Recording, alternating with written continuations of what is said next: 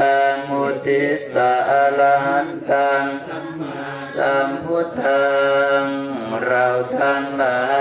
ยอุทิศเฉพาะผู้มีพระภาคเจ้าผู้ไกลจากกิเลส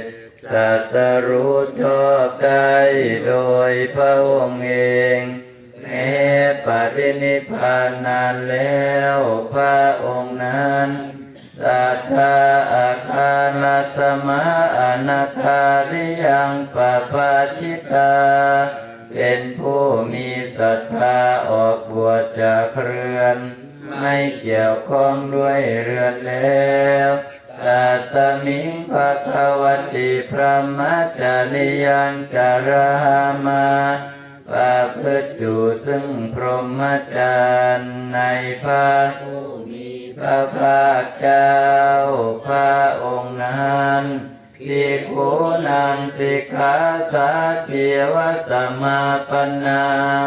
ถึงพร้อมด้วยสิกขาและธรรมเป็นเครื่องเลี้ยงชีวิตของภิกษุทั้งหลายอันโนพระมัจจริยังหิมัสสะเกวรัสสะทุกขขันธัสสะอันตติยาสังวัตตุขอให้พรหมจรรย์ของเราทั้งหลายนั้นจงเป็นไปเพื่อการทำที่สุดแห่งกองทุกข์ทั้งสิ้นนี้เถิด